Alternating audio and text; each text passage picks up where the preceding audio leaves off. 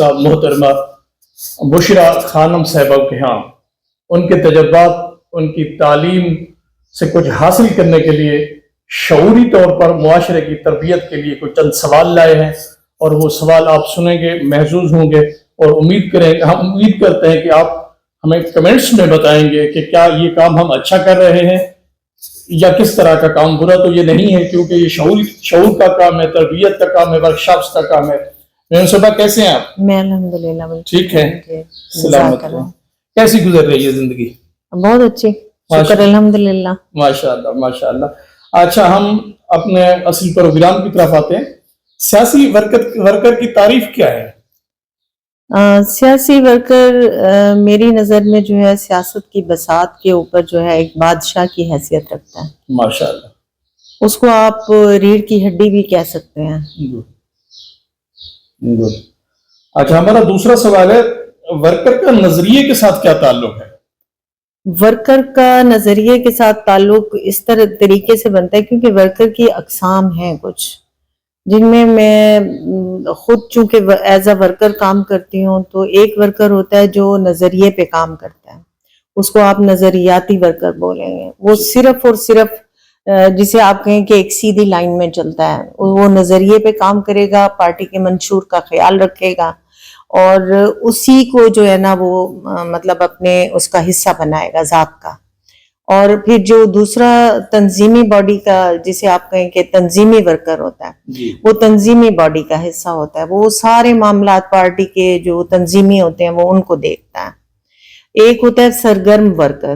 جو سرگرم ورکر ہے وہ ورکر جو ہے مطلب نعرے شارے لگانا، اور آپ دیکھیں گے کہ بہت لاؤڈ اس کی وائز ہوتی ہے، اور وہ مطلب یہ کہ سب سے اونچا پارٹی کو جو ہے رکھتا ہے میرے خیال میں۔ اور اسی طریقے سے کافی اور ورکر بھی ہوتے ہیں، لیکن میں یہ سمجھتی ہوں کہ سب ورکر ضروری ہیں، اور ورکر کے بنا جو ہے وہ پارٹی چل بھی نہیں سکتی ہے۔ کیا ورکر کی تربیت کے لیے ورکشاپ ضروری ہے؟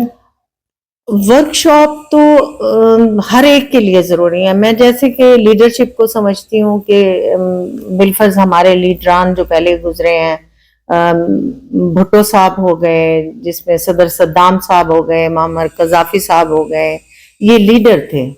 تو جو خمینی بھی تھے، خمینی صاحب ہو گئے، نو ڈاؤٹ، ابھی تو بڑے نام ہیں۔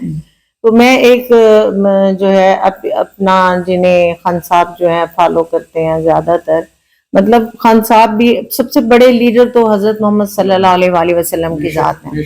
تو ہم جب تک ان تمام لیڈران کو لے کر جو لاسٹ میں آج کل جو ہے، جیسے کہ میں یہ سمجھتی ہوں میری زندگی کا اختتام جو ہے وہ حسینیت پہ آ کے ہو جاتا ہے، تو وہ جب تک ہم ان لیڈرشپ کو لے کر نہیں چلیں گے نا، تو ہم زندگی میں کہیں پہ بھی کامیاب نہیں ہو سکتے۔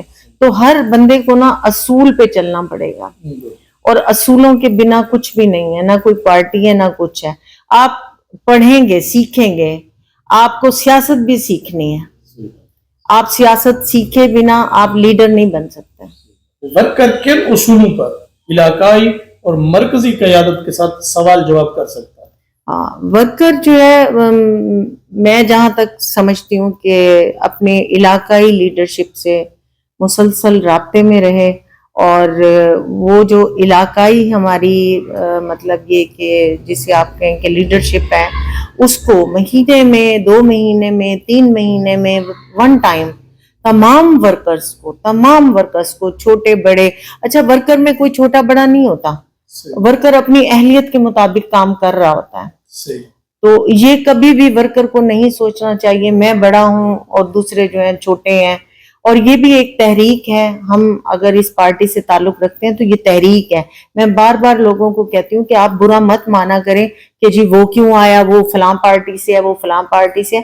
یہ ایک بہتا دریا ہے، آؤ سب شامل ہو اس میں۔ تو یہ تحریک ہے، تحریک میں ورکر جو ہے، ورکر کی حیثیت جو ہے، وہ ہر ورکر ایک بہت یعنی کہ ضروری حیثیت رکھتا ہے، ایک اہمیت یعنی پلر ہے، اس کے بنا پارٹی کام نہیں کر سکتی ہے۔